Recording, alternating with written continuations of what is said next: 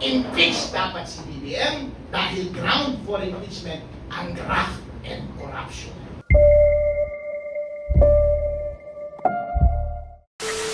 We were shocked when Senator Amy Marcos bared all dito sa alleged drug use, cocaine use, and marijuana ni Presidente Ferdinand R. Marcos Jr. Detalyado po, she was close to tears when she was detailing it. Napakasakit ang ginawa niya because she is the eldest sister. Sinabi niya sa amin doon that ito para sa national interest ito. Bilang public official, hindi niya pwedeng itago ito. Pero masakit sa kanya kasi kapatid niya mismo ang ibinulgar niya dito sa alleged cocaine and marijuana use. At ito ay labag, a betrayal of public trust because she executed an oath of office upon assumption of office. Diba? Wherein, isa sa mga sinabi niyang commitments doon is to faithfully execute the laws. Ano yung batas na nilabag ni President Ferdinand Marcos in using drugs, allegedly? The Dangerous Drugs Act.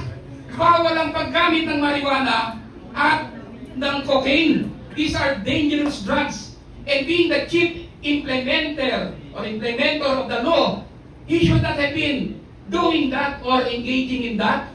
So you see, doon pa lang may betrayal of public trust. That is very demoralizing to our people because how could you fight drug addiction, drug importation, drug trading, drug sale, etc. kung ang mismong Pangulo ay naakusahan? We are not saying na totoo na yan. That's why may challenge sa kanya para mag-submit to a hair follicle test. Hanggang ngayon ayaw niya. Sinasabi niya hindi daw yan connected sa public trust. Yan nga, very much connected sa public trust eh. Public office is a public trust. When there is doubt on your capacity, you have to submit. Incapacity yun eh, yung paggamit. Kaya yan po ang aking reinforcement doon sa sinabi ni Cathy. Tama yun. Attorney G? Just an addition. Alam mo,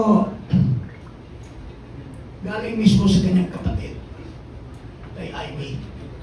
These are personal knowledge of the use of cocaine. Ang galing mismo kay Amy, sinasabi niya na makaka-apekto ito sa administration. Nakikita di ba si Marcos kung nagsasalita?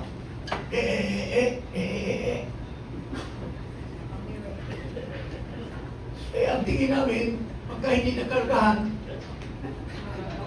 ng drugs, gumagano siya, maski doon sa Dubai, siya. Tama ba yan? Is that an honor and is it an honor to our country na mapapahiya isang Pangulo? Kaya nga, sa security naman, delikado din tayo sa security dahil kung hindi nag-isip ng mabuti ang ating Pangulo, baka mapinsala ang bansa natin. So, that's the reason why we raised the issue of his drug use as part of the articles of impeachment or charges. Ano kung dadagdag? Yes, Attorney Garcia. Attorney General Garcia. Yung kung mental health ng ating Pangulo, pwedeng ma-consider na serious national security concern.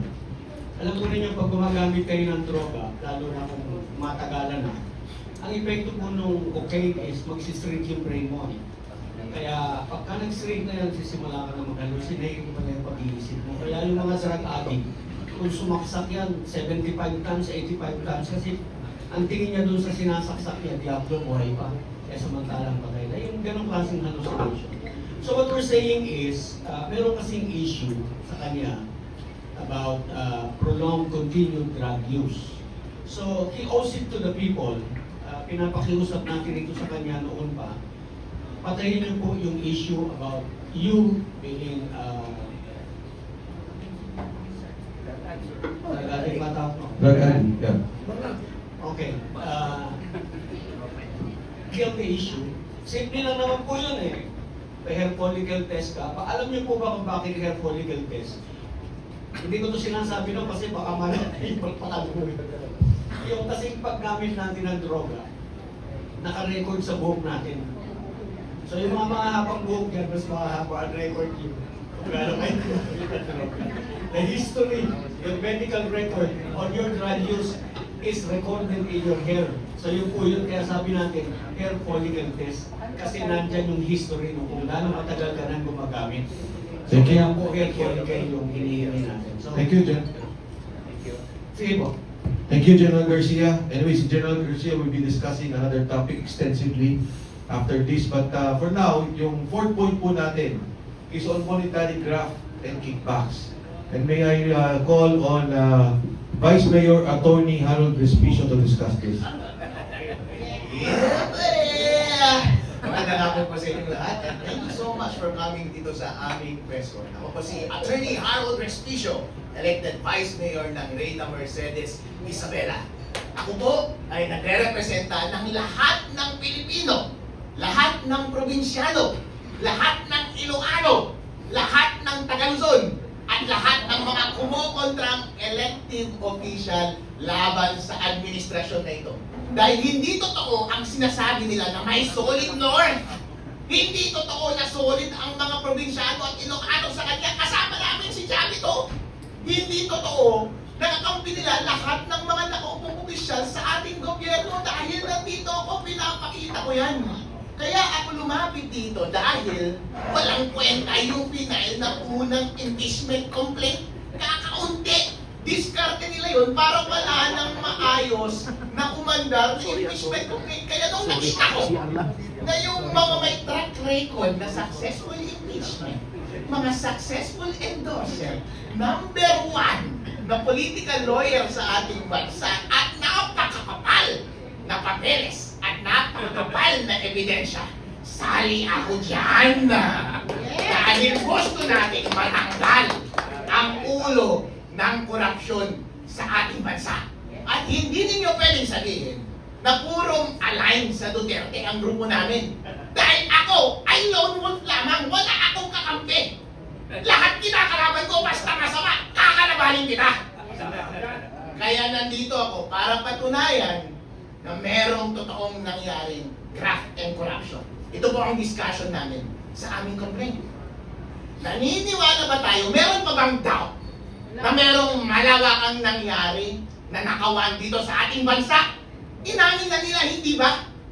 At inamin na rin nila, alam na rin natin na ang grupo nila ang nagnakaw. Si Saldi, si Romualdez, at si BBM.